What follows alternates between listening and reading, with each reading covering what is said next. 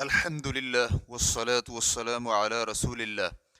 کیا وضو میں کانوں کا مسح کرنا لازم ہوتا ہے؟ سوال کیا گیا ہے، جب میں وضو کر لوں اور وضو کے بعد کی دعا بھی پڑھ لوں اور نماز کے لیے تیار ہو جاؤں تو مجھے اچانک یاد آئے کہ میں نے تو کانوں کا مسح ہی نہیں کیا، تو مجھے کیا کرنا ہوگا؟ کیا میں شروع سے وضو دوبارہ کروں گا یا پھر صرف کانوں کا ہی مسح کروں گا؟ الجواب بعون اللہ سبحانہ و تعالی۔ رسول اللہ صلی اللہ علیہ وآلہ وسلم نے وضو میں ہمیشہ کانوں کا مسح کیا ہے، تاہم اہل علم کے اس بارے میں مختلف اقوال ہیں کہ کیا کانوں کا مسح واجب ہے یا سنت۔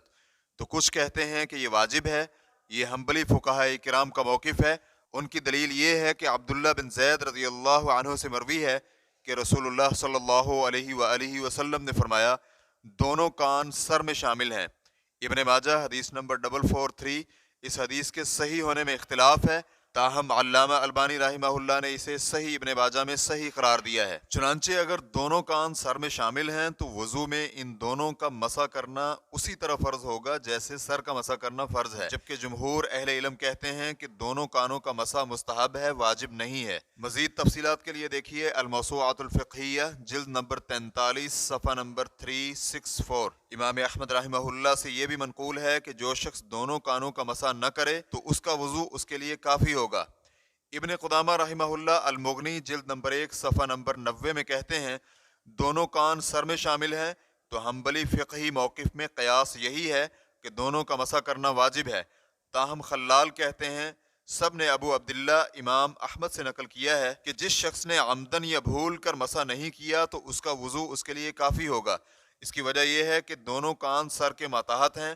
اب دونوں کانوں پر سر کا لفظ بولنے کا مطلب یہ نہیں ہے کہ کان بھی سر میں شامل ہیں، اور ویسے بھی دونوں کان سر کے بقیہ حصے سے بالکل مشابہت نہیں رکھتے۔ یہی وجہ ہے کہ سر کے کچھ حصے کے مسح کو جائز کہنے والا شخص بھی یہ نہیں کہتا کہ دونوں کانوں کا مسح کرنے سے سر کا مسح بھی ہو جاتا ہے، اگرچہ بہتر یہی ہے کہ دونوں کانوں کا مسح بھی سر کے ساتھ ہو، کیونکہ نبی علیہ الصلوۃ والسلام نے دونوں کانوں کا مسح بھی سر کے ساتھ کیا ہے، جیسے کہ سیدہ ربیہ کہتی ہیں کہ انہوں نے رسول اللہ صلی اللہ علیہ وآلہ وسلم کو دیکھا کہ آپ نے سر کے اگلے اور پچھلے حصے کا کمپٹی اور دونوں کانوں کا ایک ہی دفعہ مسح کیا۔ اسی طرح ابن عباس رضی اللہ عنہما کہتے ہیں کہ نبی علیہ الصلوۃ والسلام نے اپنے سر اور دونوں کانوں کے ظاہری اور اندرونی حصے کا مسح کیا۔ امام ترمذی رحمہ اللہ کہتے ہیں، ابن عباس اور ربیہ رضی اللہ عنہم دونوں کی حدیث صحیح ہے۔ اس بنا پر اگر کوئی شخص کانوں کا مسح کرنا بھول جائے تو اس پر کچھ نہیں ہے اور اس کا وضو ٹھیک ہے۔